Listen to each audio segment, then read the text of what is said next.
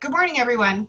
Welcome to Motivating Others. You are currently muted, so what I'd like you to do in your chat box is just say hi and type your full name. So for example, I will put mine in the chat box, so that'll come up and you can type hi and your full name. This helps us track attendance and know who is here and participating today. After all of you have typed in the chat bar hi and your full name, I am going to share with you our tips and tricks on how to use Zoom. So on your screen, you'll see a Zoom cheat sheet. This will help you as you access some of the levers and tips and tricks and tools while we're in Zoom. Normally, you'll see a screen with some people's faces or name boxes as we're speaking. At the bottom of your screen, as you scroll your cursor down, you will see the chat function, and that's where we're going to spend a lot of our time because all of you will be muted for the training. That's where you'll be able to type in the chat, answer questions as Rob goes along, and communicate with me as well. Also along the bottom toolbar is your mute and unmute function, and where you can turn your video on and off. And as I said earlier, we're going to keep our video off for most of the training just because that does seem to save us on bandwidth while there's a lot of people using Zoom. Other functions are over in this area. You'll see this is the chat window where you can type answers to Rob's questions or send me a note. Also, there is a yes and no bar. If we're going to do a quick poll, that's where you can say yes and no, but we're going to do some other functions later on. And then here across the top, you'll see a message that'll pop up when we do a breakout session. So in a little bit, you'll be in some smaller groups to have a conversation about the topic. And here you'll see a message when we're coming back, you'll get a 2-minute warning to wrap up the conversation and come back to our meeting. I'll stop my share. I'm going to stop my video. And then I will mute myself so Rob can take us away. Good morning, everyone. My name is Rob Levit, and on behalf of Corporate Training Group, welcome to our session this morning, Motivating Others. It's going to be interactive and collaborative, and we're just going to jump right into our content. And with that being said, Emily, can you pull up our first polling question? Okay, everyone should see the polling question and just jump right in. We're waiting for just a few more results. If everybody could get their answers in. Okay, great. Let's think about using our chat boxes now. The question was, is it possible to motivate people to be more productive at work? 100% of you answered yes, it is. So I want us to think about that a little bit more carefully and to kind of explore that. As leaders, as managers and supervisors, is it that we're actually motivating people, or is it more nuanced than we might think? Is it more that we're creating the environment and the possibility that people can opt into motivation? Can I hear some comments in your chat box? Go ahead and type in some comments and some thoughts on that polling question and what I just posed to you. All right, we're getting some responses in the chat. We've got Alexis said we're supporting them and giving them feedback for being motivated. Janice says setting the conditions. Riley says conditions. Terry says positive peer pressure. We don't want to let those around us down. Alexis says we cannot make them be motivated. And Nancy says that she thinks we're setting up the conditions. Okay, fantastic. Great answers, everybody. And as you can see, the polling question, it wasn't exactly a trick question, but it's a little bit more nuanced at first glance, isn't it? So, Emily, could you pull up the whiteboard? And I'd like to give a few points, and these may be worth remembering and writing down. Ready to go. Okay, great. So the nuance is that there are really kind of two different types of behaviors that we engage in. One is what's called internally directed behavior.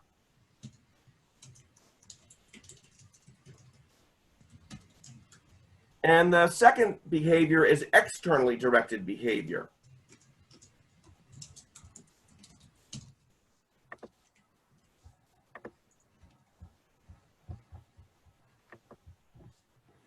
So I think you can see where I'm going with this is when we try to motivate others, we have certain tools that are available to us, such as, potentially compensation or different types of rewards, kind of the office environment, how our office looks, the physical environment, whether there's an atmosphere of psychological safety where people feel trusting and can share things. Those are all things that we can influence and affect as leaders, managers, and supervisors. But then there's also internally directed behavior, which is the things that we don't always see about each other, the things that motivate ourselves, the things that are our deepest values in the workplace. I saw that Terry put up that there's kind of positive peer pressure. Now, some people are not influenced by peer pressure.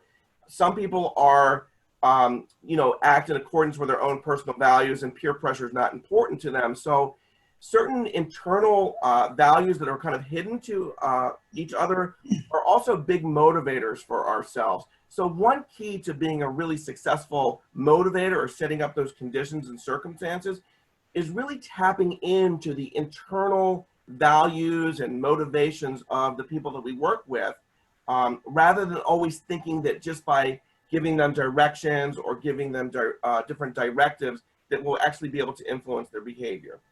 So great job on the polling questions, everybody. I want to jump right into some of our content. We're going to discuss Maslow's hierarchy of needs, okay? And I'm gonna have to do a screen share, so give me a second to pull that up. And then we'll discuss this as well. All right, thanks for your patience.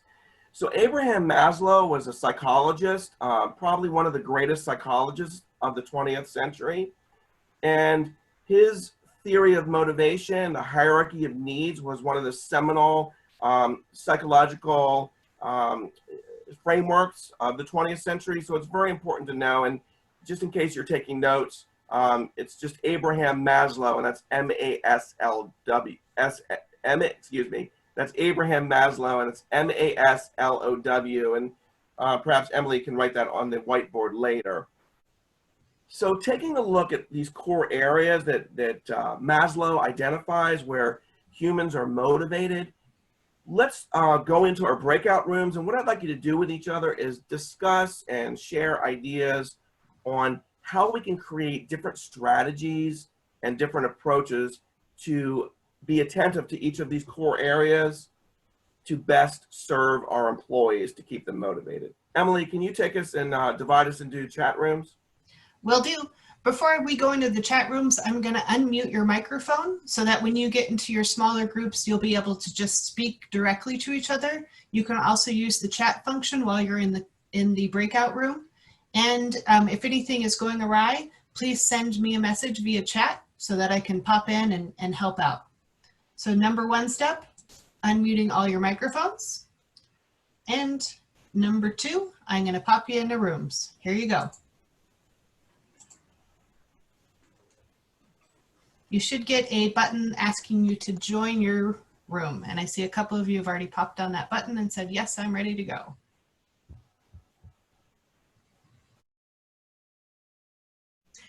Welcome back.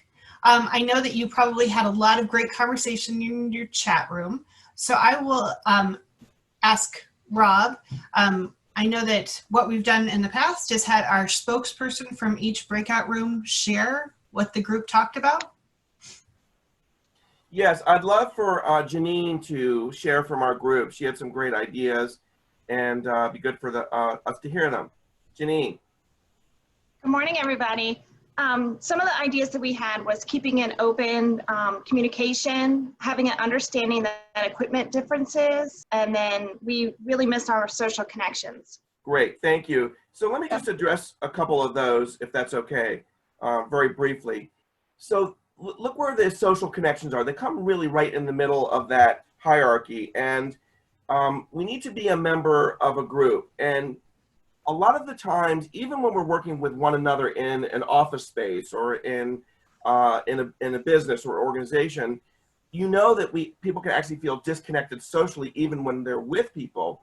So Janine, naming that social connection is so important, because all the more reason why through the technology we need to be extra careful and extra attentive to reaching out to employees that may feel isolated from working from home or distance learning. So great observation. Great. For the breakout room 1, Mary Lou, tell us what you got. So really, we kind of came to a consensus that as supervisors, you really need to be open, aware of what your employee needs are, and you need to be flexible in terms of keeping them comfortable, confident, and secure so that the work can move forward.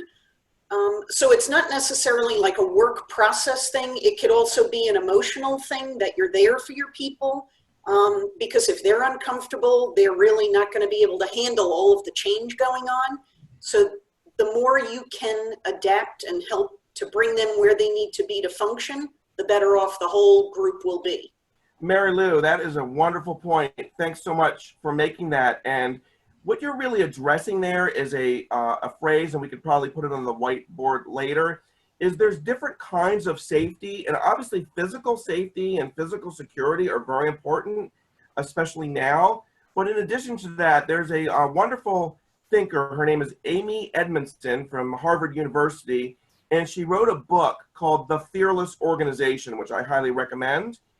And in it, she really outlines this concept of what's called psychological safety, is that people need to feel secure, you know, just being who they are, knowing that they have leaders that are attending to their needs, knowing that they have leaders that have a listening ear, that can anticipate the needs of their workers and employees. And of course, that does not mean that we're coddling or you know, using kid gloves with our employees, but it does mean that we have to work a little bit harder and a little bit more attentively to building those relationships with our employees, especially when we can't be with them face to face. So great point. All right. And our third group was Alexis, Sonia, Terry, Jen, and Nancy. Who's your spokesperson? That would be me. So we somewhat said the same kind of stuff that Mary Lou was talking about, of just trying to meet people where they are with their security level. But the one interesting point to tie as well is Terry brought up that going through this process and getting to the top, that there are people in other countries that see themselves with much less than we do in the United States, find themselves at the very top of that pyramid, having a lot less than others do with their survival and their safety and security. So it's just something to think about, of what we actually deem as truly needed in those bottom levels. Yeah. What a great point that is there's a difference between wants and needs, right? What do we want to thrive? What do we want to survive versus what do we really need? And I think that some of us are learning the value of doing more with less, or adapting to certain circumstances. So that's a great point. Thank you. Thanks everybody for participating today. We're going to do a brief wrap up so that we really take this learning and really seal it in and take it back to our employees and take it back to our team and all those that we support at this time. So in your chat bar, if you could write down one point, one takeaway from today's session that's going to stick with you, something tangible that you can do and offer your employees going forward, that would be very helpful. Thank you so much for your participation today. All right, we've got some sharing. We've got Sonia talking about extra individual check-ins. Alexis says, address people's needs first, ask how they are and what they need before moving on to what you need them to do. Jennifer says, meet employees where they are in the hierarchy. Nancy says, helping each other through the process. Great stuff. Terry says, always try to give the benefit of the doubt. You never know what people are going through in their personal life. Candy said, psychological safety. Very good. Well, thanks so much again for joining us today. Make sure that you take what you've learned today and apply it, share it with a friend, share it with a co-worker, and apply it when you get back to your office.